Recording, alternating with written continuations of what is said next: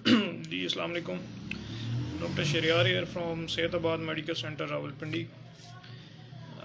जैसा कि आप सबको मालूम है कि हम रोज़ाना 12 से लेकर 12:30 तक एक सेशन करते हैं छोटा सा, जिसमें कॉमन हेल्थ इश्यूज़ जो होते हैं आवाम के, उनको हमारी कोशिश होती है कि हम डिस्कस करें। तो आज का टॉपिक हमारा है जो है, जैसा कि अभी सीज़न भी है, मौसम चेंज हो रहा है और तकरीबन हर घर का ये मसला होता है, बच्चों का बड़ों का गला ख़राब हो जाना, टॉन्सिल्स की इन्फेक्शन हो जाना, इन्फ्लेमेशन हो जाना। तो आज इंशाल्लाह हम वो डिस्कस करेंगे। जी वालेकुम अस्सलाम सलमा असलम। Welcome everyone. इंशाल्लाह थोड़ी देर में हम स्टार्ट करेंगे इस टॉपिक को, और दोबारा से वही अर्ज़ करूँगा कि आपके जहन में कोई क्वेश्चन है, क्योंकि ये ऐसी चीज़ें होती हैं जो तकरीबन हर घर का मसला होता है और बहुत सारे लोगों को पता नहीं होता, सेल्फ मेडिकेशन कर रहे होते हैं या बार बार डॉक्टर्स के पास जा रहे होते हैं, दवाइयाँ ले रहे होते हैं, बार बार बीमार हो रहे होते हैं, सिर्फ एहतियात नहीं कर रहे होते हैं। तो हम इंशाल्लाह उस चीज़ को डिस्कस करेंगे। इसके मतलब आपके जहन में कोई क्वेश्चन है, जो चीज़ आपको परेशान करती है, वो आप पूछ सकते हैं, क्योंकि ज़ाहिर सी बात है कि मैं रैंडमली एक सेशन कर रहा होता हूँ। तो ये ऐसा तो नहीं है कि जिस तरह एक टीचर एक क्लास को लेक्चर दे रहा होता है तो उसके जहन में सारी चीज़ें होती हैं और वो तकरीबन सारी चीज़ें एक फ़्लो के साथ बयान कर रहा होता है। मैं रैंडमली क्लिनिक करते हुए एक टॉपिक सेलेक्ट कर लेता हूँ जिसको डिस्कस करना होता है। तो बहुत सारी चीज़ें ऐसी होती हैं जो रह भी जाती हैं, जो नई जहन में आती। तो आप लोग अगर क्वेश्चन करेंगे तो वो सारी चीज़ें आप लोग जो आपको परेशान कर रही हैं वो आपको मालूम हो सकती हैं। जी एंड्रॉयड यूज़र कह रहे हैं जी अस्सलाम वालेकुम सलाम, I was doing well, comment translate to me और regular basis manager work to guide translators. जी देखें, बेसिकली जो टॉन्सिल्स होते हैं ये आपके गले में गदूदें होती हैं एक तरह से। ये आपका डिफेंस मैकेनिज़्म होता है, अल्लाह ताला ने एक निज़ाम बनाया होता है बीमारियों से, इन्फेक्शन से फ़ौरन बॉडी से रोकने के लिए। जो चीज़ भी आप गलत इस्तेमाल कर रहे हैं, गलत खा रहे हैं, गलत हवा अंदर लेके जा रहे हैं, पानी की सूरत में, खाने की सूरत में, जो भी चीज़ आपके गले से, नाक से अंदर जाके आपके गले तक पहुंच रही है, उसको इसने रोकना है। ठीक है, तो बेसिकली तो इसका मैकेनिज़्म यही है कि इसने रोकना है और आपको बीमारियों से बचाना है। लेकिन अब कुछ लोग होते हैं जो बार बार बीमार हो रहे होते हैं, जिनका इम्यूनिटी सिस्टम वीक होता है, बार बार गले की इन्फेक्शन की वजह से उनका लाइफस्टाइल डिस्टर्ब हो रहा होता है, उनकी काम की रूटीन, बार बार बीमार हो जाना, ये सारी चीज़ें डिस्टर्ब हो रही होती हैं। तो उस सूरत में टॉन्सिलेक्टमी जो है उसकी कोई कंडीशंस होती हैं। ऐसे नहीं होता कि बस हल्का सा गला ख़राब हुआ तो आपने जो है ना वो उसको चेंज कर दिया और उसको ऑपरेट करवा दिया, ऐसे नहीं होता। उसकी कंडीशंस होती हैं कि आप अगर बार बार बीमार हो रहे हैं, इम्यूनिटी आपकी वीक हो रही है, आपकी जो लाइफ स्टाइल है वो डिस्टर्ब हो रहा है। जी ब्रदर। वालेकुम अस्सलाम। जी स्पेशलिस्ट करें? नहीं जी, स्किन स्पेशलिस्ट नहीं। स्किन वाला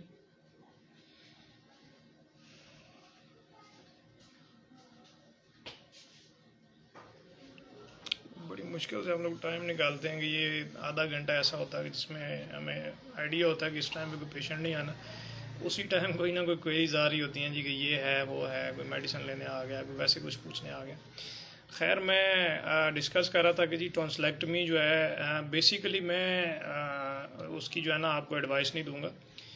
ये एक सिस्टम है अल्लाह ताला ने बनाया है आपकी डिफेंस के लिए, आपकी क़ुव्वत मुदाफ़ियत को स्ट्रॉन्ग रखने के लिए।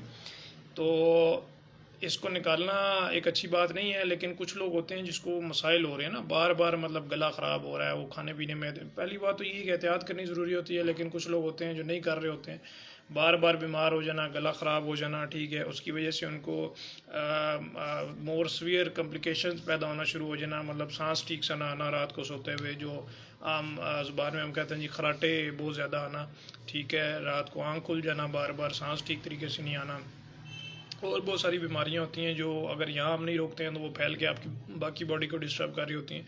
अगर वहाँ तक बात पहुँच रही होती है तो फिर हम उस सूरत में जो है ना हमें टॉन्सिलेक्टमी करनी पड़ती है। जी welcome everyone. So to have sunset वो winter difficult for me as मैं जी टॉन्सिलाइटिस रहता है तो बट साथ में देखें जी आपका ताल्लुक जो है ना टॉन्सिलाइटिस का, ये जब सीज़न चेंज होगा तो आप ज़्यादा प्रोन होते हैं इन्फेक्शंस के, क्योंकि आपको प्रॉब्लम नाक से स्टार्ट हो रहा है और फिर आगे गले तक जा रहा है। तो सबसे बेहतर इसकी प्रिवेंशन यही है कि आप मास्क पहना करें, ठीक है, एलर्जेंस को अवॉइड करें, बाहर निकलते हैं जिस तरह अभी डस्ट वगैरह भी हो सकती है, फिर पोलन वगैरह का सीज़न होता है, और फिर ठंडी हवा, फिर खाने पीने में बेहतियाती करना, फिर हम लोग खाना खा रहे होते हैं चिकनाइयों वाला, उसके साथ ठंडा पानी पी रहे होते हैं, ये सारी चीज़ें जो होती हैं ना मिक्सअप हो के आपके लिए मसले मसाइल ज़्यादा पैदा कर रही होती हैं।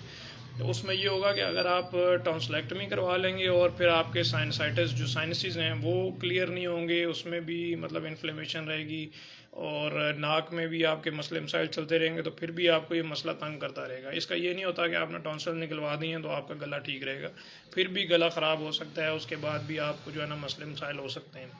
तो आपको जो उसका रूट कॉज है उसको ट्रीट करना पड़ेगा। अच्छा, हमारे यहाँ बहुत सारे लोग क्वेश्चन करते हैं कि जी ठंडा पानी पीने से क्या होता है, ठंडा पानी पीने से हमारा गला कैसे ख़राब हो जाता है। बेसिकली ना तो ठंडा पानी पीने से ख़राब होता है ना गर्म पानी पीने से होता है, इसमें कोई इतनी कोई वो नहीं होती है, जो है अपना रॉकेट साइंस नहीं होती है।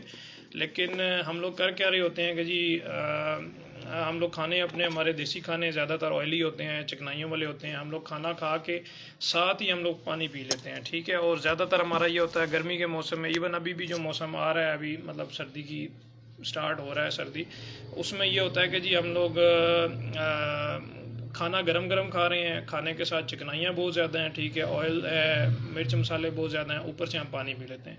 तो वो ये होता है कि जो उसमें चिकनाइयाँ होती हैं ना वो आपके गले से ही एक तरह से जमना शुरू हो जाती हैं। तो वो जो चिकनाइयाँ जमने का अमल होता है उसकी वजह से आपकी इरिटेशन हो रही होती है गले में। फिर आपकी जो अंदर जो म्यूकस होता है आपका ना, एक तरह से रेशा जो कुदरती तौर पे आपकी मेम्ब्रेन सारी गले से नाक से आगे आपके सांस के निज़ाम तक होती हैं, तो वो सारी जो है ना उसमें कंजेशन, उसमें एक तरह से आप कह सकते हैं कि उसको सोजश का शिकार होना शुरू हो जाती हैं। तो वो जब सोजश होती है तो उसकी वजह से सारा सिस्टम आपका डिस्टर्ब होता है। फिर आपको जो है ना गले में तकलीफ़ महसूस होती है, बार बार गला साफ़ करना पड़ता है कि पता नहीं गले में क्या है। कुछ लोग आते हैं जी यहाँ कुछ फंसा हुआ है, तो ये सारे रीज़न उसकी वजह से होते हैं। फिर आपका जो स्टमक अपसेट हो जाता है इस तरह की चीज़ें इस्तेमाल करने की वजह से। वो जो गैस्ट्रिक आपका एक तरह से तेज़ाबियत आम ज़ुबान में कहें तो वो जब आपके गले की तरफ आती है, आपने ओवर ईटिंग की होती है, खाना अच्छा नहीं खाया होता, तेज़ाबियत ज़्यादा होती है, मिर्च मसाले ज़्यादा होते हैं, तो उसकी वजह से भी आपका गला ख़राब हो रहा होता है।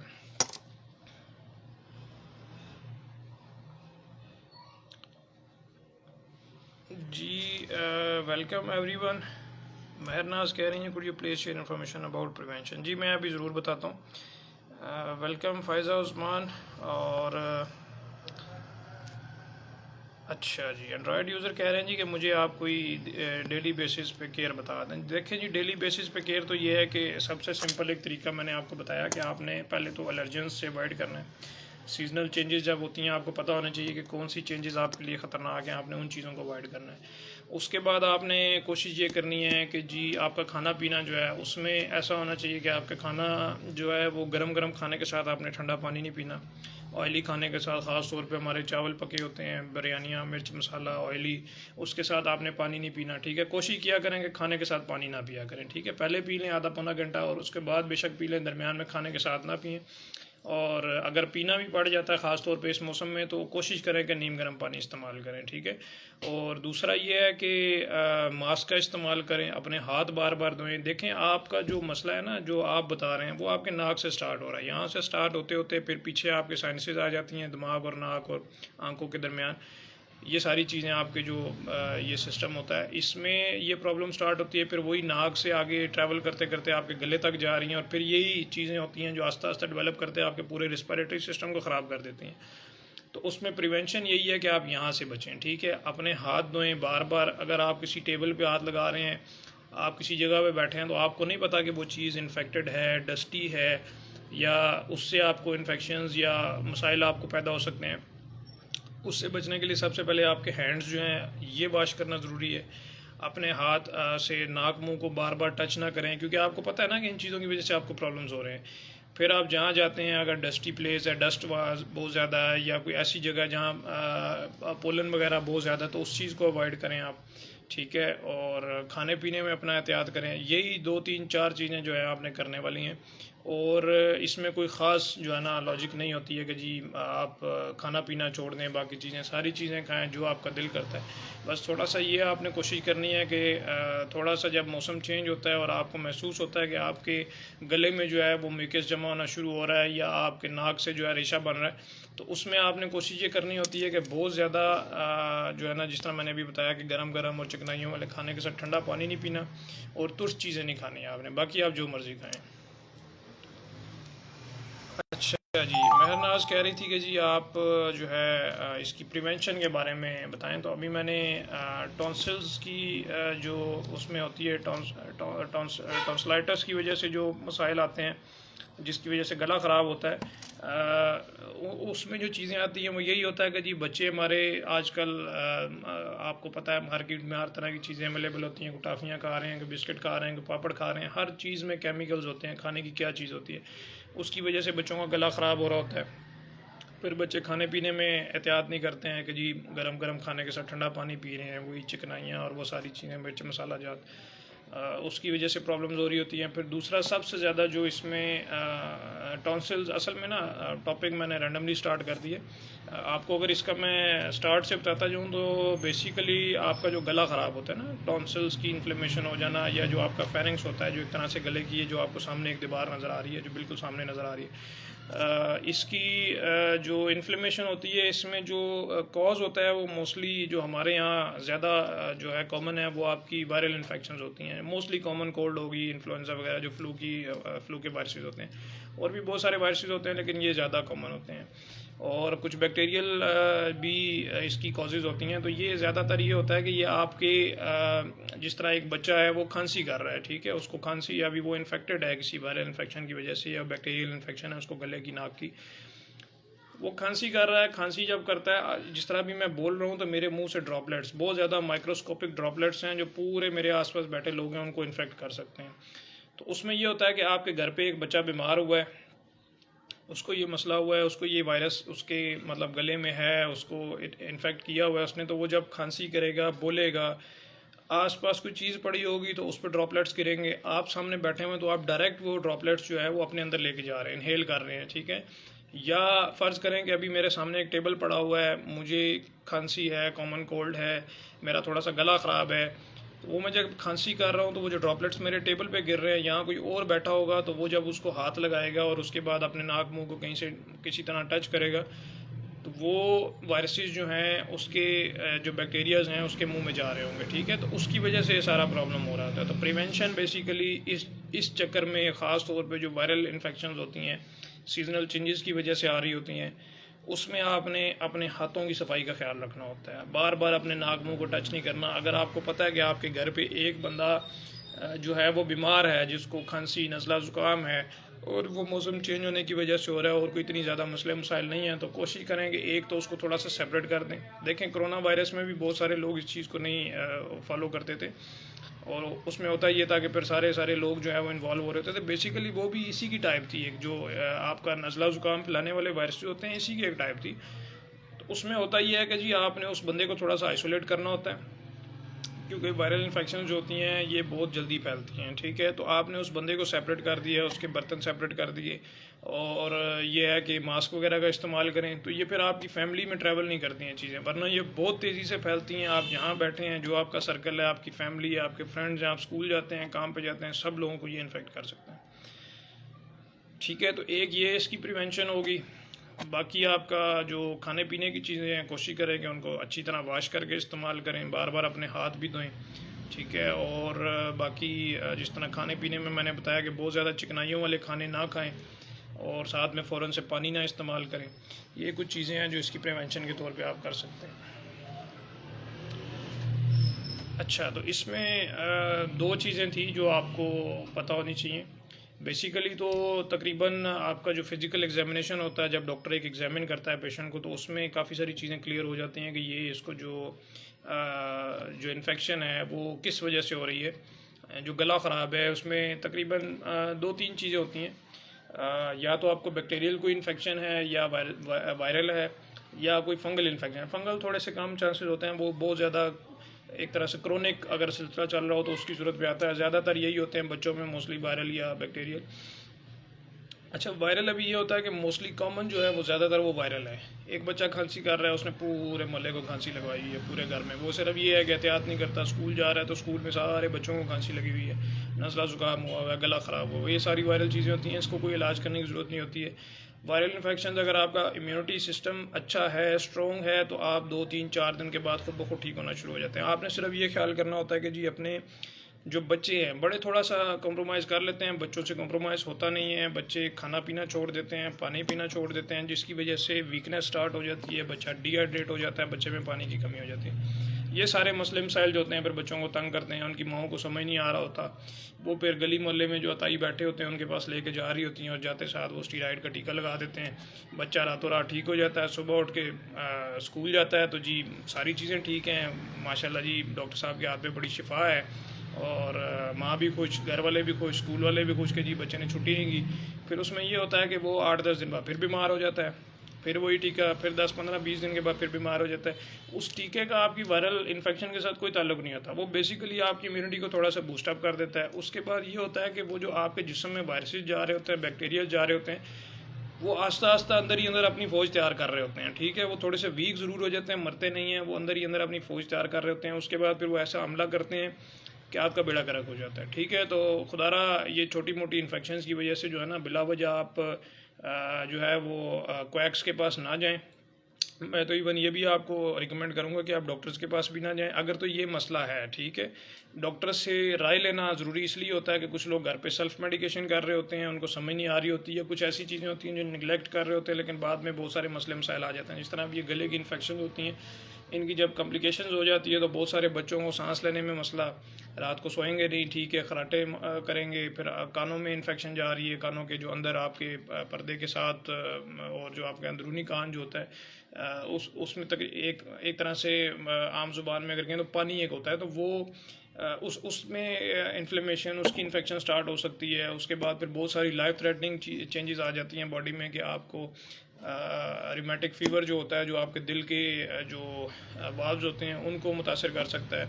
आपके हड्डियों जोड़ों तक ये मतलब वायरसेस जो हैं वो आपको जाके तंग कर सकते हैं जब ये आपके ब्लड स्ट्रीम में शामिल हो जाते हैं। वो खैर थोड़ी सी कॉम्प्लिकेशन में आ जाते हैं, लेकिन कहने का मकसद ये है कि वो भी कॉम्प्लिकेशन जब आप क्वैक्स के पास जाते हैं, वो आपको इंजेक्शन लगा के इम्यूनिटी को वक्ती तौर पे बूस्टअप करते हैं, तो वो बाद में जब वाकई आपकी वहाँ तक बात पहुँच चुकी होती है कॉम्प्लिकेशन तक, तो फिर आपको आम दवाइयों से आराम नहीं आता। और कुछ लोग होते हैं जिनकी कोशिश होती है कि जी बस ठीक है, घर पे बहुत सारी माओं ने पाउडर वाला सिरप रखा होता है।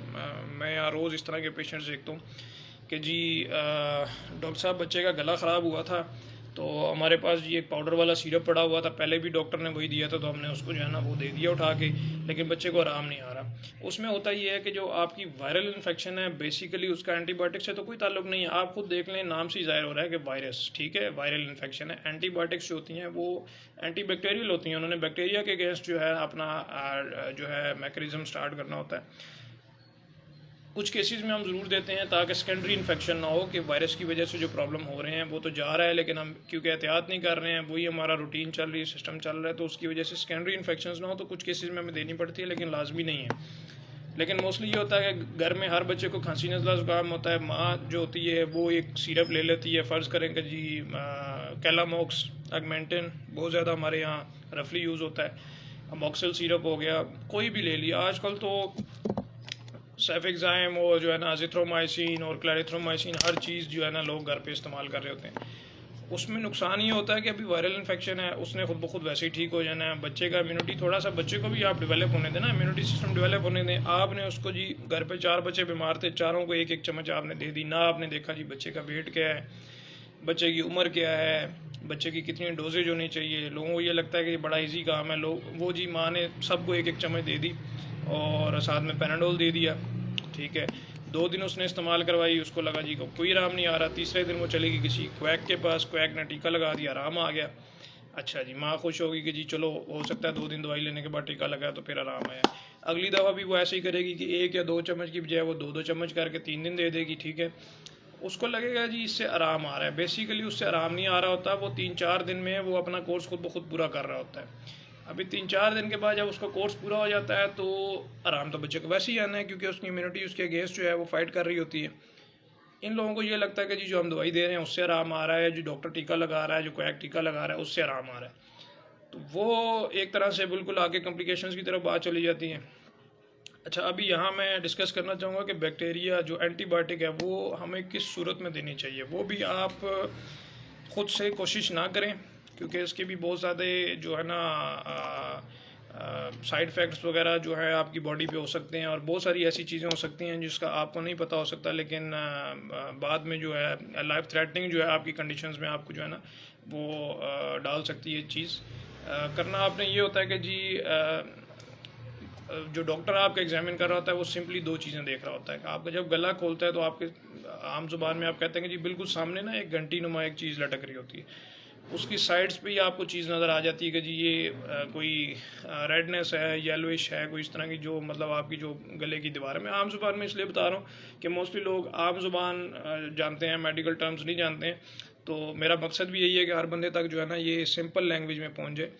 तो वो जो घंटी लटक रही है उसकी साइडों पे जो वाल है उसकी जो इन्फ्लेमेशन है, सोजिश है, उसको हम फेरेंजाइटिस कहते हैं बेसिकली, जिसको हम कहते हैं आम जुबान में गला ख़राब है। उसके पीछे अंदर की तरफ होते हैं टॉन्सिल्स। एक आम बंदे की वो जो टॉन्सिल्स होते हैं वो थोड़े से अंदर की तरफ होते हैं, वो नज़र नहीं आ रहे होते, वाज़िया नहीं होते, कुछ के नज़र भी आ रहे होते हैं थोड़े बहुत। जैसे जैसे वो इन्फ्लेम्ड होते हैं, बड़े होते हैं, उसको टॉन्सिलाइटिस बोलते हैं, या टॉन्सिल्स की इन्फेक्शन या इन्फ्लेमेशन या गदूदों की जो है वो सोजिश बोलते हैं। जैसे जैसे ये बड़े होते हैं ये बाहर की तरफ आना शुरू हो जाते हैं। अच्छा, अभी ये वायरल इन्फेक्शंस की वजह से भी हो रही है। आपका जो सामने वाली दीवार है वो अगर सोजिश हो रही है, उसके पीछे टॉन्सिल्स हो रहे हैं, उनकी सोजिश हो रही है, अगर तो वायरल इन्फेक्शंस की वजह से हैं तो किसी मेडिसिन की ज़रूरत नहीं है। सिर्फ ये है कि आप बुखार कम करने के लिए कोई ना कोई मेडिसिन, एंटीपायरेटिक, पैनाडोल दे सकते हैं, ब्रूफिन दे सकते हैं, और बच्चे को पानी ज़्यादा पिलाएं, बच्चे के गार्गल्स करवाएं। ठीक है, साल्ट वाटर जो है ज़्यादा छोटा बच्चा तो वो करेगा नहीं, लेकिन एडल्ट्स जो हैं या थोड़े से समझदार जो बच्चे होते हैं वो कर सकते हैं। साल्ट वाटर के गार्गल्स करें, गरारे करें, थोड़ा सा खाने पीने में अवॉइड करें, तो 3-4 दिन में बच्चा खुद ब खुद ठीक होना शुरू हो जाता है। अच्छा, अभी बैक्टीरियल का ये है कि इसको आपने कैसे आइडेंटिफाई करना है। वो भी लाजमी नहीं है कि आप सिर्फ देख के कर लें, उसमें भी होता है कि डॉक्टर आपका एग्जामिनेशन ज़रूर करता है और उसके बाद हो सकता है कुछ लैब टेस्ट वगैरह की ज़रूरत पड़े। तो उसमें यह है कि जी आपका गले का मुआयना किया जाता है, तो गले में आपको जो ख़ास तौर पर टॉन्सिल्स होते हैं, अगर वो बैक्टीरिया की वजह से इन्फ्लेम्ड है, बैक्टीरिया की सोजिश है, तो उस पर आपको स्पॉट्स नज़र आएंगे, वाइट या येलो स्पॉट्स नज़र आएंगे। उसका मकसद, उसका जो मतलब होता है वो ये होता है कि जी इसमें पस पड़ चुकी है। ठीक है, तो पस बना कौन रहा है? बैक्टीरियाज बना रहे हैं, और मोस्टली जो इसमें इन्वॉल्व होते हैं वो स्ट्रेप्टोकोकस जो बैक्टीरिया होता है वो वाला बैक्टीरिया होता है। अभी इस सूरत में आप एंटीबायोटिक्स दे सकते हैं, लेकिन वो भी आप खुद से नहीं दे सकते हैं। ठीक है, डॉक्टर्स भी जो है वो फ़ौरन से एंटीबायोटिक्स नहीं देते हैं। उसके लिए ये होता है कि अगर तो मतलब आपका फ़िज़िकल एग्जामिनेशन काफ़ी है, आपको समझ लग रही है इसमें, और पेशेंट की हिस्ट्री, पेशेंट का एग्जामिनेशन जो था उसके अकॉर्डिंगली, तो डॉक्टर आपकी राइट चॉइस, जो आपकी बॉडी वेट आपकी कंडीशन के मुताबिक होता है, आपकी एज के मुताबिक, तो वो राइट चॉइस ऑफ एंटीबायोटिक आपको प्रिस्क्राइब करेगा। और कुछ सूरतों में ये होता है कि आपका वो टेस्ट भिजवाना पड़ सकता है, आपका ब्लड CS भिजवा सकते हैं, आपका थ्रोट का जो है वो स्वैब लेके उसका CS भिजवा सकते हैं, कल्चर भिजवा सकते हैं। उसकी थोड़ा सा रिपोर्ट देर से आती है। थोड़ा सा हम इसको इसलिए अवॉइड करते हैं कि लोग जो होते हैं वो चाहते हैं कि जी फौरी आराम आए, फ़ौरन से मेडिकेशन स्टार्ट कर दीजिए। तो बहुत सारी हमारी यहाँ एक तरह से मैं कहता हूँ कि जल्दबाजी में मेल प्रैक्टिस भी हो रही होती है कि हम लोग मेडिसिन स्टार्ट करवा देते हैं। उसमें कोई बुराई नहीं है, हमें नज़र आ रहा है कि इन्फेक्शन है, उसमें हमने स्टार्ट करवानी है मेडिसिन, लेकिन उसमें कल्चर इसलिए ज़रूरी होता है कि बहुत सारे लोग, जिस तरह मैंने अभी अर्ज़ की थी कि जी एंटीबायोटिक्स बचपन से ले रहे हैं, माँ ने एजिथ्रोमाइसिन, सेफेक्साइम, ठीक है, क्लैरिथ्रोमाइसिन, 3-4 तरह के, जिस तरह वो कहते हैं ना घर पे जूते रखे होते हैं, शादी पे ये वाले पहनने हैं, और उस पर जो है ना किसी के वलीमे पे ये वाले पहनने हैं, स्कूल जाते हुए ये पहनने हैं। इसी तरह माँ ने या बाप ने जो है, अभी मैं क्या कहूँ, पढ़े लिखे लोग भी ऐसे कर रहे होते हैं, 3-4-5 किस्म के सिरप रखे होते हैं, ये नहीं तो ये चला दो, ये नहीं तो ये चला दो। उससे रेजिस्टेंस क्रिएट हो रही होती है। आपकी बॉडी में ओवर यूज़ ऑफ एंटीबायोटिक्स या मिस यूज़ ऑफ एंटीबायोटिक्स जो होता है, जो आप गलत इस्तेमाल कर रहे होते हैं, आपको मालूम नहीं होता कि कौन सी एंटीबायोटिक किस सूरत हाल में देनी है, कितना उसकी डोजेज देनी है, कितने दिन देनी है, कितना उसका कोर्स पूरा करना है। अगर वो नहीं दे रहे हैं तो रेजिस्टेंस पैदा हो जाती है। फिर आपका वो कल्चर करवाने का मकसद ये होता है कि आपको पता चल जाता है कि आपकी बॉडी में बेसिकली कौन सा बैक्टीरिया है, ठीक है, जिसकी वजह से इन्फेक्शन हो रही है, किस बैक्टीरिया, और कौन सी मेडिसिन ऐसी हैं जो अभी तक आप यूज़ करते रहे और वो रेजिस्टेंस हो चुकी हैं, उससे आपको फ़ायदा नहीं हो रहा, बेअसर हो चुकी हैं। तो वो चीज़ें ऐसी होती हैं कि जो आपके टेस्ट वगैरह से पता चलता है, वो ज़ाहिर सी बात है, ऐसे देख के तो नहीं पता चलता। तो वो हमारे यहाँ उसका रिवाज बहुत कम होता है, लोग नहीं करवाते हैं, ठीक है। लोगों को ये लगता है कि यार ये तो टाइम ज़ाया कर रहे हैं, टाइम वेस्ट कर रहे हैं, डॉक्टर का दिमाग ख़राब है, डॉक्टर ज़रा सा गला ख़राब है, डॉक्टर कह रहा है जी टेस्ट करवाओ, ठीक है। तो वो उठ के चले जाएंगे किसी क्वैक के पास। क्वैक हमारे यहाँ सबसे बड़ा मसला क्वैकरी है, अतायत जो होती है ना, जो गली मोहल्ले में डॉक्टर बैठे होते हैं, डॉक्टर बन के जो बैठे होते हैं, फिर मेडिकल स्टोर्स वाले होते हैं, बस जी गए हैं, उसको बताया गला ख़राब है, उसने मॉक्सल दे दी, पैराडोल दे दी, ब्रूफन दे दी, या मॉक्सल से जी वो बंदा कहेगा यार ये तो मैं खाता रहूँ मॉक्सल। मॉक्सल भी लोग ऐसे खाते हैं जिस तरह टाफ़ियाँ खाते हैं। अच्छा जी वो नहीं, उससे नहीं आराम आ रहा, तो अगली बात ये आ गई उस पर अपना क्लैरिथ्रोमाइसिन पे, सेफिक्साइम पे, एजिथ्रोमाइसिन पे। ये चीज़ें ऐसी होती हैं जो हम बहुत सोच समझ के देते हैं पेशेंट को, ऐसे ही मुँह उठा के नहीं दे देते हैं। बहुत ज़्यादा हमें इस पर सोच समझ के वो चीज़ देनी पड़ती है कि पेशेंट को ठीक करना होता है, हमें मज़ीद ख़राब नहीं करना होता। तो ये चीज़ मैंने आपको गाइड कर दी कि जी बैक्टीरिया या जो वायरस क्रिएट कर रहे होते हैं आपकी बॉडी में, आपका जो गला ख़राब कर रहे हैं, टॉन्सिल्स की इन्फ्लेमेशन या फेरिंक्स की, तो उसमें जो है वो मतलब किस तरह उसको आइडेंटिफाई किया जा सकता है। और अच्छा सॉरी, नीचे मैसेजेस आ रहे हैं और मैं जो है ना ऊपर ही बैठा हूँ कि किसी का क्वेश्चन तो नहीं है जी। Welcome everyone. सलमा असलम कह रहे हैं जी गुड इन्फॉर्मेशन, थैंक यू जी। अच्छा ये हंस क्यों रहे हैं भैया आप?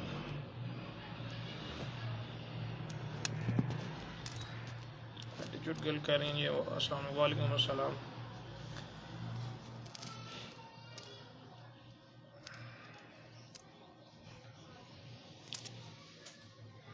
अच्छा ये मेरे ख्याल में कुछ इसमें जो है ना कुछ लेडीज़ हंस रही हैं, मेरा ख्याल है ये वो वाली मदर्स होंगी जो घर पे इन्होंने जो मैंने तरीका बताया ना कि वो शादी पे कौन से कपड़े पहनने हैं, स्कूल में कौन से पहनने हैं, इस तरह उन्होंने वो अपनी अलमारी में रखे होते हैं। इसी तरह दवाइयाँ रखी होती हैं बच्चों की, तो वो जी ये वाली दवाई दे दो तो इससे आराम आ जाएगा ये।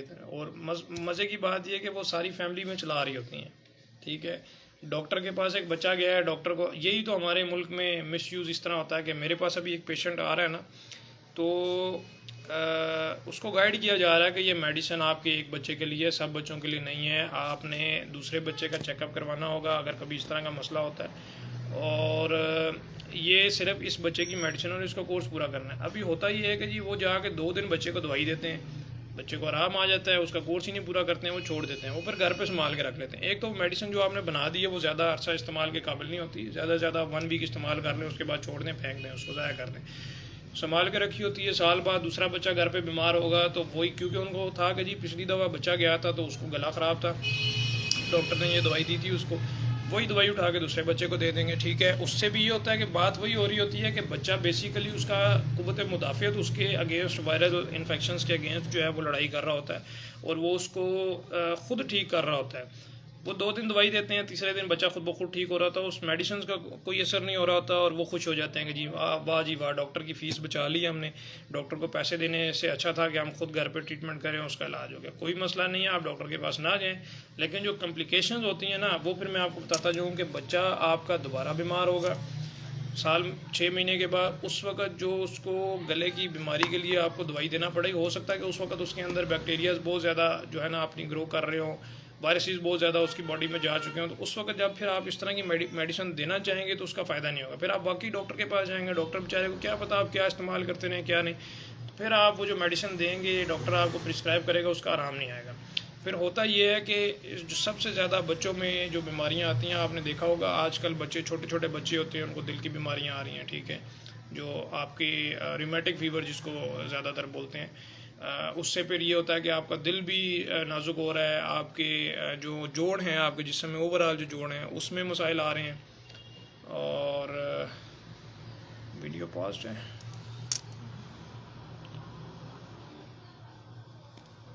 जी, मेरा ख्याल है अभी तो ठीक आ रही है वीडियो।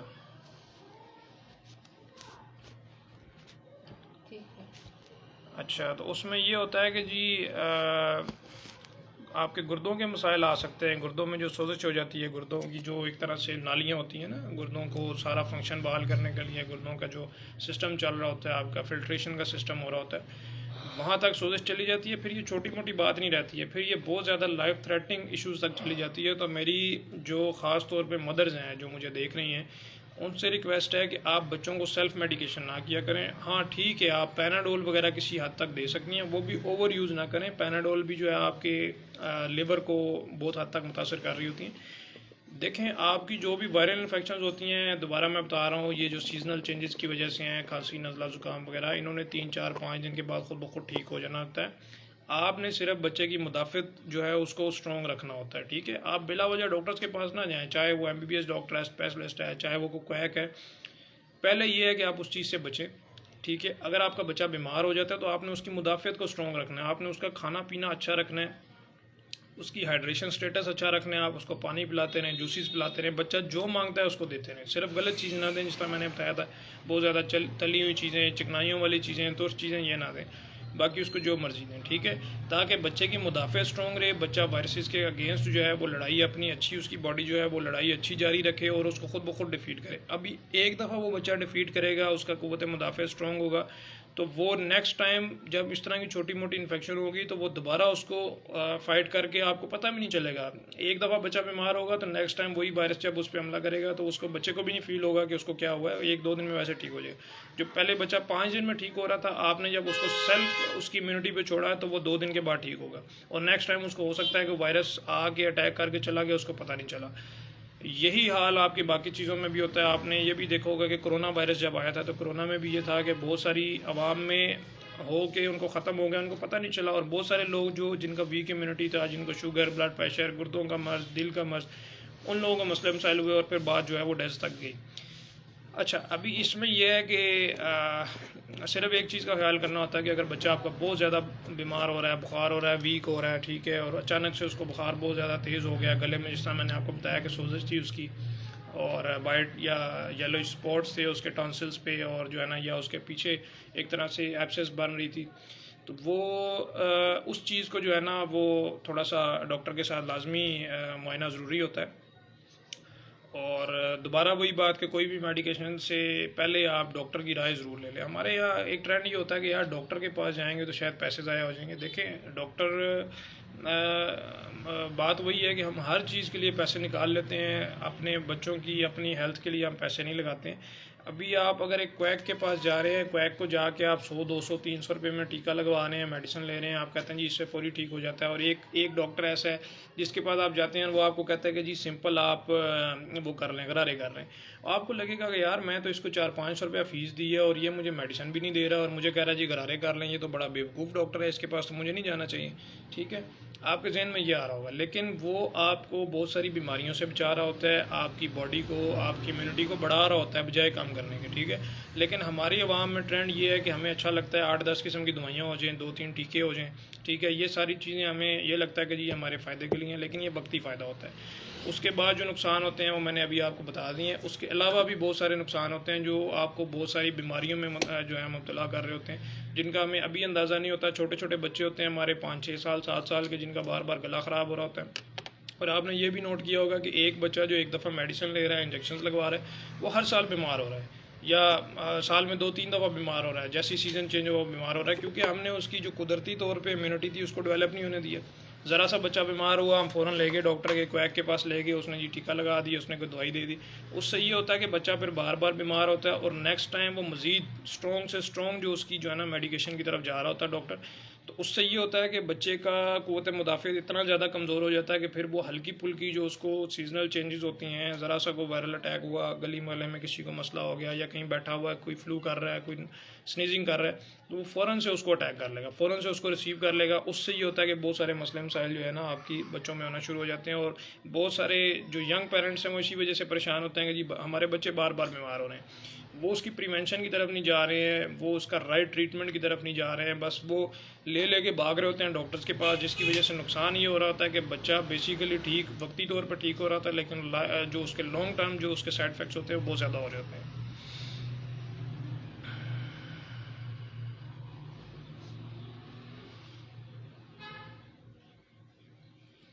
जी बिल्कुल ऐसे ही है डॉक्टर्स। असल में मैं बहुत ज़्यादा इस चीज़ पे हैरान होता हूँ कि मेरे पास कुछ पेशेंट्स ऐसे होते हैं जो बेचारे एक एक दो दो साल का बच्चा होता है, और वो जी मैं नाम नहीं लूँगा लेकिन हमारे बहुत ज़्यादा सीनियर्स हैं, रावलपिंडी में भी बहुत ज़्यादा सीनियर हैं, बहुत बड़े बड़े नाम हैं। बस मुझे नहीं समझ आती कि 6 महीने का, 2 महीने का, 1 महीने का बच्चा होता है, उसको यही मोस्टली वायरल इन्फेक्शन ही होती हैं, कुछ नहीं होता। क्योंकि बच्चों का ये होता है कि जी नया नया बच्चा पैदा हुआ है या महीने 2 महीने का है, बड़ा क्यूट बच्चा है, जो आएगा उसको मुंह पे प्यार करेगा, सारे वायरसेस बच्चे को ट्रांसमिट कर दिए। उसके बाद जी बच्चे को बुखार हो गया, इसी तरह जी वो स्नीजिंग कर रहा है बहुत ज़्यादा, गला ख़राब हो गया, चेस्ट में थोड़ी बहुत जो है ना उसके वो आ रही हैं। तो उसमें ये होता है कि चलो वो चेस्ट तक तो बात बाद में जा रही होती है। मैंने बहुत सारे ऐसे पेशेंट्स भी देखे हैं जिनको यही वायरल इन्फेक्शन ही होती हैं, हल्का फुल्का फ्लू होता है, वो चले जाते हैं जी हमारे बड़े नाम नहाद किस्म के सीनियर्स के पास।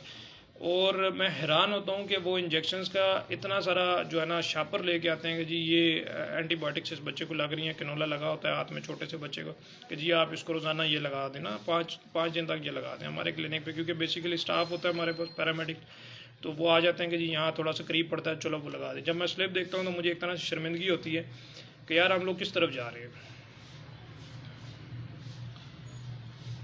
फिजियोथेरेपी मगर बहुत सारे पेशेंट्स ऐसे होते हैं कि मेडिकल, जी बिल्कुल ऐसे ही है। देखें पाकिस्तान में फिजियोथेरेपी की जो फील्ड है वो इसी वजह से ग्रो नहीं कर रही है कि आप घंटा लगाएंगे, पेशेंट को गाइड करेंगे, आप उसकी सारी जो है ना उसको एक्सरसाइज बताएंगे, उसकी मसल्स जो है उसको आप जो है उसकी मूवमेंट्स वगैरह सारी चीज़ें करके उसको एक तरह से रिलैक्स करने की कोशिश करेंगे, उसको पेन रिलीव करने की कोशिश करेंगे। लेकिन वो वही बात होगी कि जी जाते हुए कहेगा आपने मेडिसिन नहीं देनी कोई भी, आप मेडिसिन नहीं देंगी तो वो कहेगा जी ये पता नहीं इन्होंने क्या किया, और जाते जाते बातें भी सुना के जाएगा कि जी ये तो हराम कमा रहे हैं, इन्होंने पैसे नहीं दिए। ये वो लोगों को नहीं समझ, जाहिल अनपढ़ लोग हैं, पढ़े लिखे लोग भी अनपढ़ हैं यहाँ में।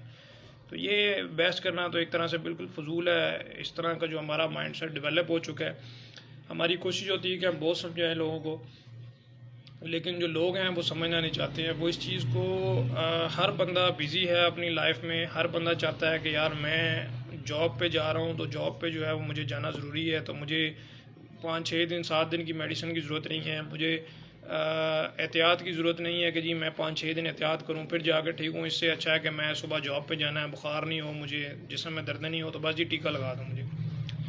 तो वो हर बंदा, ये पेशेंट्स की एक तरह से ख़ुद की नाअहली होती है कि वो डॉक्टर को या क्वैक को जो है वो फोर्स कर रहे होते हैं। और बहुत सारे लोग मेडिकल स्टोर्स पे जाते हैं, उनको चीज़ों का पता होता है कि जी ये चीज़ें हमने लास्ट टाइम ली थी, यही वाली अभी लेनी है, ठीक हो जाऊँगा मैं, और बस वो ओवर यूज़ हो रहा होता है मेडिकेशन का। अच्छा, बच्चों के लिए आपकी थोड़ी सी प्रिवेंशन ये होती है कि एक बच्चा जब आपका बीमार है, उसको आपको पता है कि ये इसको मसले मसाइल हैं, एक तो उसकी आपने जो डाइट है उसका ख्याल रखना होता है, दूसरा कोशिश करनी होती है कि उसको गैदरिंग में, क्राउड में ना भेजें। ठीक है, बच्चे मोस्टली स्कूल जा रहे होते हैं, तो स्कूल में ये होता है कि एक बच्चा अगर उसकी सेल्फ इम्यूनिटी जो है अच्छी है, वो उस चीज़ को ठीक कर रहा है, लेकिन स्कूल में 8-10 बच्चे और भी बीमार हैं, तो वहाँ वायरल लोड ज़्यादा होता है। उसमें फिर ये होता है कि वो दोबारा वायरल अटैक हो रहा होता है, तो उसकी वजह से बच्चा मज़ीद बीमार हो सकता है। फिर जाहिर सी बात है स्ट्रेस होता है पढ़ाई का, वहाँ जाना आना, time table schedule, diet disturb, ये वो। तो थोड़ा सा कोशिश किया करें कि बच्चा जब आपका इस तरह का बीमार होता है तो उसकी रेस्ट करवा लिया करें, 2-3 दिन उसके स्कूल से रिक्वेस्ट कर लिया करें। मोस्टली हमारा ये होता है कि बस बच्चे को पढ़ाना है, स्कूल से भी अलाउ नहीं है, माँ बाप भी कहते हैं यार क्या है इसको घर पे रख के करना है, तो ये तो हल्का फुल्का इसको बुखार है, नज़ला जुकाम है, तो ठीक हो जाएगा। तो थोड़ा सा इस चीज़ का ख्याल करना होता है। साइका मलिक कह रही हैं जी किसके बारे में जी? अच्छा, थायराइड के बारे में जानना जी। थायराइड का टॉपिक थोड़ा सा वसी है, इसको इंशाल्लाह हम बाद में करेंगे। ये इंशाल्लाह ज़रूर करेंगे। ये भी हमारे यहाँ ख़वातीन का बहुत ज़्यादा मसला होता है थायराइड को लेके, वो भी हमारी जो फूड्स हैं ख़ास तौर पे उसके साथ ताल्लुक़ होता है, तो इंशाल्लाह हम कोशिश करेंगे जल्दी करें।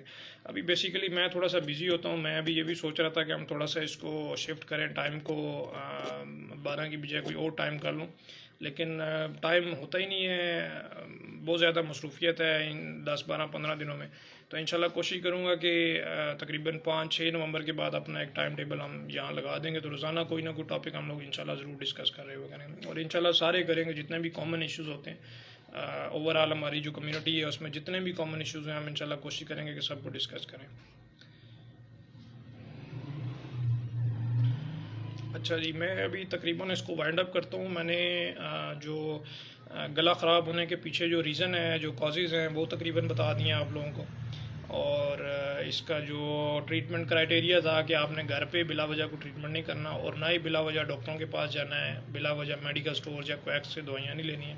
तरीकाकार मैंने बता दिया। जब आपको लग रहा है कि हाँ भाई ये सूरत हाल है, तो राय लेना कोई मुश्किल नहीं है, ठीक है। राय ज़रूर लें आप जाके, जब आपका बच्चा बीमार होता है। कभी कभार ऐसे भी होता है हम उसको बड़ा इजी ले रहे होते हैं, लेकिन वो उसके लिए मुश्किलात पैदा कर रहा होता है। और लेकिन ऑथेंटिक डॉक्टर की, ऐसे ही किसी की नहीं लेनी कि जी आप जाएं उसके पास और वो लटा के आपको कोई ड्रिप लगा दे, कोई इंजेक्शन लगा दे, ये बिला वजह हो जाती हैं, गैर ज़रूरी हो जाती हैं।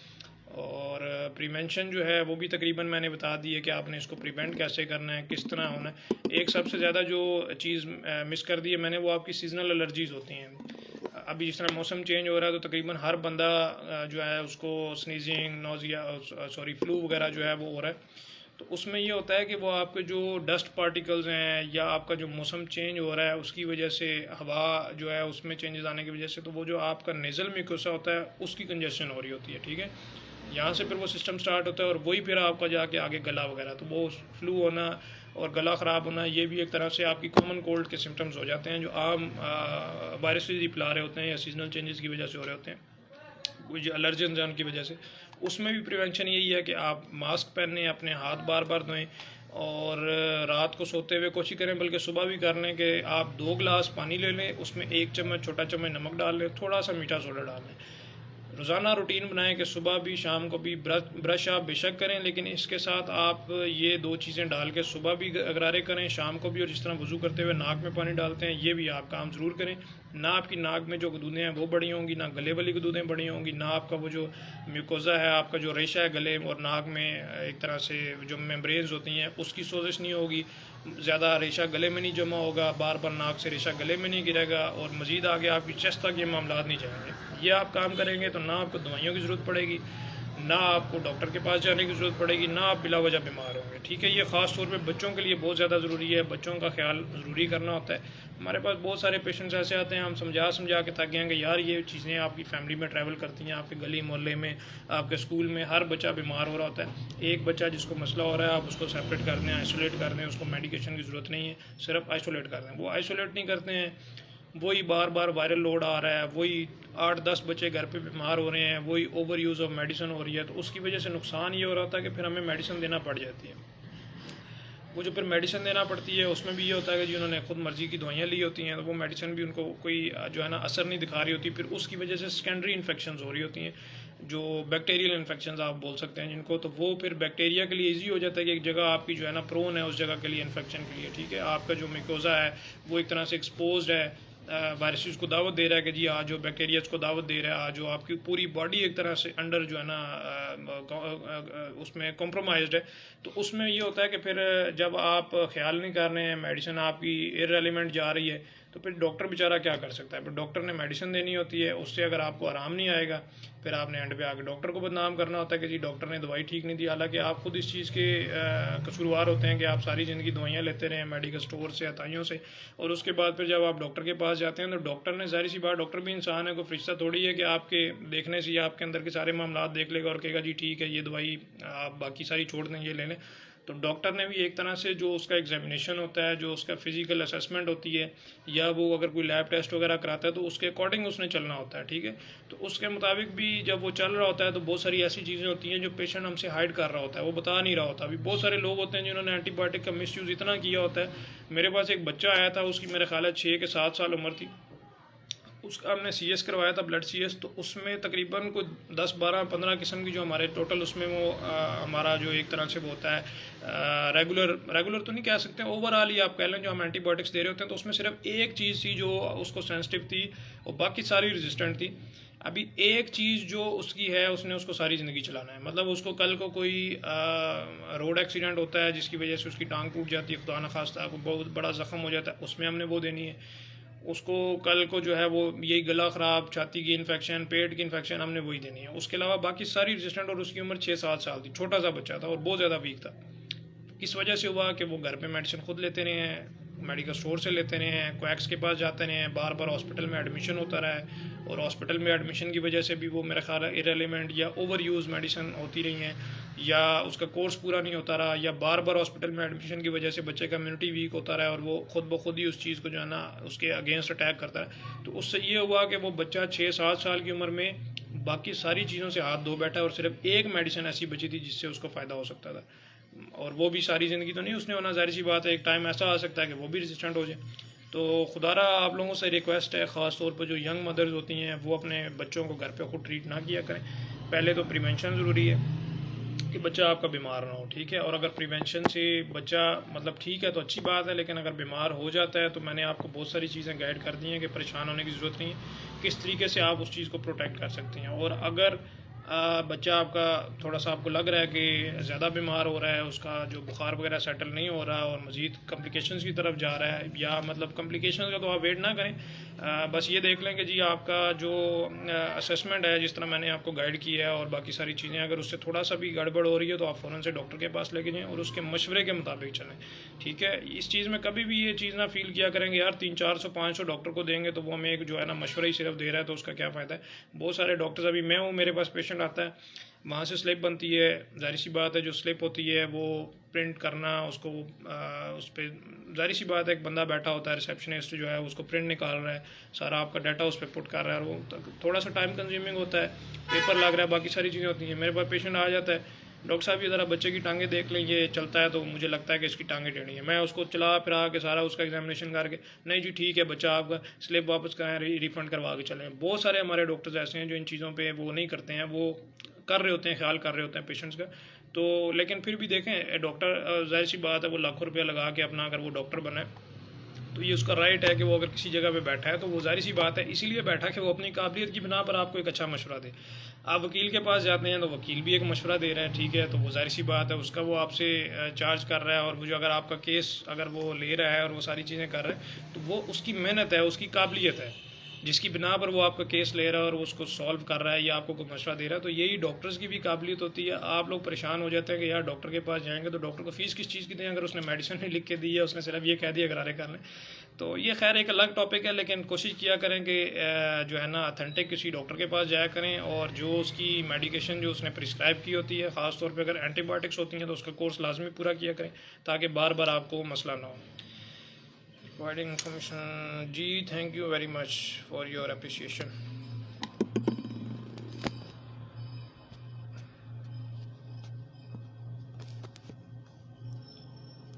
आदिया वाजी अस्सलाम वालेकुम। वालेकुम अस्सलाम।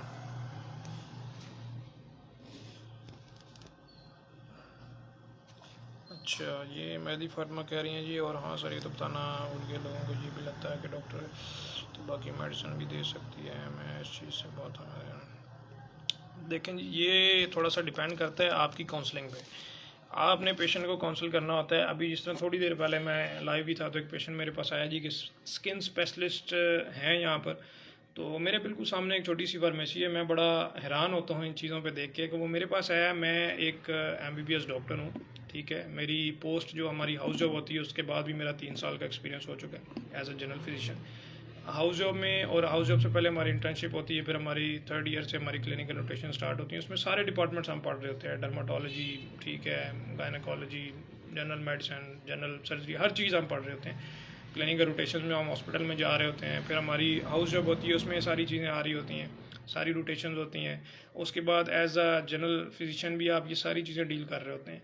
लेकिन जब वो बात आ जाती है स्पेशलिस्ट की, उस बंदे ने आगे मुझसे पूछा जी स्किन स्पेशलिस्ट हैं यहाँ पर, तो मुझे कोई इस चीज़ में आर नहीं महसूस हुई कि जी नहीं है। मैं चाहता तो उसको मैं बिठा लेता कि हाँ भाई क्या मसला है। ज़्यादातर यही होते हैं कि जी ये जल्द पे दाने निकल आए हैं चेहरे पे, ठीक है, या कहीं से बाल गिर रहे हैं, या मतलब ये मोस्टली इस पॉपुलेशन में यही मसले मसाइल होते हैं जी, स्किन बहुत ज़्यादा ऑयली है या इस तरह के 2-4 मसले मसाइल, तो मैं उसको ट्रीट कर सकता हूँ। लेकिन बेहतर ये होता है कि आप जो राइट पर्सन है, क्योंकि डर्माटोलॉजी एक फील्ड है ना, डर्माटोलॉजिस्ट भी इसी वजह से बैठा हुआ है। अगर उसके करने वाला काम मैं करूँगा तो मैं उस तरह नहीं कर सकता जिस तरह उसने करना है, ठीक है, या मेरा करने वाला काम हो सकता है कि एक दूसरा बंदा ऐसे ना कर रहा हो जो मैं कर रहा हूँ। तो मुझे रेफ़र करते हुए मुझे उसमें जो है ना बुराई महसूस नहीं होनी चाहिए। मैं उसको गाइड करूँगा कि भाई आपको उसके पास जाना क्यों ज़रूरी है।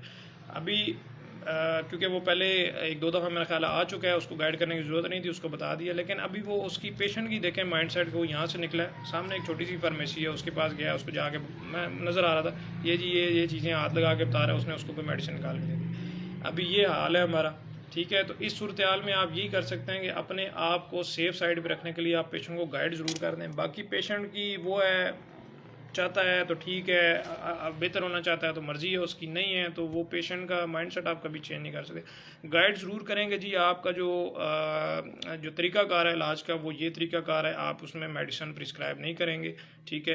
तो क्योंकि मेडिसिन के बगैर आपको ठीक करना है, ऐसी चीज़ का काम फिजियोथेरेपी है। और आप हमारे पास आए हैं तो हमें, क्योंकि आप बाकी डॉक्टर्स के पास जा रहे हैं, जाहिर सी बात है मेडिसिन भी ले रहे हैं, सारी चीज़ें ले रहे हैं, वो एक अलग फील्ड है, ये हमारी एक अलग फील्ड है। बिल्कुल ये काम आपका गाइड करना बनता है। अच्छी काउंसलिंग करेंगे तो पेशेंट जाहिर सी बात है आपके पास ज़रूर आएंगे और वो उसको फॉलो करेंगे। बहुत सारे पेशेंट्स होते हैं जो पढ़े लिखे होते हैं, उनको इस चीज़ की समझ होती है। जो अनपढ़ होते हैं या जिनको बिल्कुल नहीं पता होता, उनको थोड़ा सा टाइम लगता है समझाने में। लेकिन बात वही है कि वो पेशेंट फिर जाहिर सी बात है नेक्स्ट उसको कैसे लेता है, वो उस पर डिपेंड करता है, उसको हम चेंज नहीं कर सकते। कनीज़ ज़हरा कह रही नहीं, मौला पाक सलामत रखे आपको। जी आमीन, थैंक यू।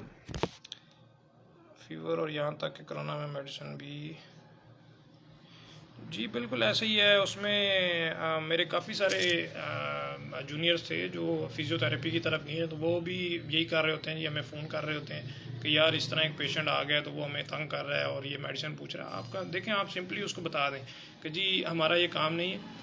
जिस तरह आप बाल कटवाने होते हैं तो आप जिसने बाल काटने हैं उसके पास जा रहे हैं, ठीक है, आप एक बार्बर के पास जा रहे हैं, आप किसी मोची के पास नहीं जा रहे हैं। कपड़ा लेना है तो आप कपड़े वाली दुकान पे जा रहे हैं, किसी जूते वाली दुकान पे नहीं जाएंगे। तो इतनी तो कॉमन सेंस इंसान में होनी चाहिए कि जब आप अपनी हेल्थ की बात कर रहे हैं तो हेल्थ में देखो, अभी मैं एक जनरल फिजिशियन हूँ, मैं ओवरऑल हर तरह की ट्रीटमेंट कर सकता हूँ, हर चीज़ को देख सकता हूँ, इवन कि गायनेकोलॉजी के केसेस वगैरह भी हम कर सकते हैं, मतलब जो हमने किया। लेकिन जब बात चली जाती है स्पेशलाइजेशन के लिए, स्पेसिफिक फील्ड की तरफ, तो अभी मैं ये नहीं कहूँगा कि जी एक गायनी की पेशेंट है और उसकी एक्सपेक्टेड डेट है और नियर टू डिलीवरी है और मैं उसको कहूँ मेरे क्लिनिक पे आ जाओ और बस ठीक है मैं तुम्हारी कर देता हूँ। मैंने कभी की नहीं है, लेकिन आओ मैं कर देता हूँ। सिर्फ मैंने देखी हुई है या हाउस जॉब में रोटेशन में मैंने की हुई है, आओ मैं कर देता हूँ, मेरा काम नहीं है। तो मैं उसको अच्छी तरह गाइड करूँगा। एक अनपढ़ जाहिल बंदे को ये नहीं पता, उसको यही है कि ये डॉक्टर है तो इसने ओवरऑल सारी चीज़ें देखनी है, इसके पास जाना है। उसको मैंने गाइड कर दिया अच्छे तरीके से कि जी आपने वहाँ जाना है, फिर उसका माइंडसेट अपना है, वो जाए ना जाए। यहाँ गलती हमारी ये करते हैं, मैंने बहुत सारे हमारे देखे हैं जूनियर्स कि वो इस चीज़ को थोड़ा सा अना का मसला बना लेते हैं कि यार एक पेशेंट आ गया है, उसने हमें कह दिया कि जी मेडिसिन दो, तो अगर हम उसको कहेंगे कि जी नहीं हम तो इस चीज़ के डॉक्टर हैं, हम इस चीज़ के हैं, तो वो थोड़ा सा हमारी इंसल्ट हो जाएगी कि जी ये कह रहा है कि जी मैं इस चीज़ का डॉक्टर नहीं, मैं दवाई नहीं दे सकता।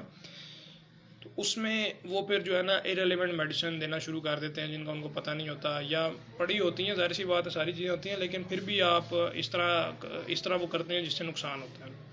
तो थोड़ा सा आपने ख्याल करना होता है। तो ठीक है जी, आज के लिए इतना ही सेशन काफ़ी है मेरा ख्याल है। मेरा पेशेंट आ गया तो मैं इंशाल्लाह उससे फ्री होके जो है ना फिर नेक्स्ट इंशाल्लाह, कल तो फ्राइडे है, कल हमारी कोशिश होगी कि कल तो नहीं होगा, उसके बाद इंशाल्लाह नेक्स्ट जो है ना वो हम कोशिश करेंगे कि सैटरडे को इंशाल्लाह करें। बड़ी शो कम्प्लीमेंट देख लेंगे इसको।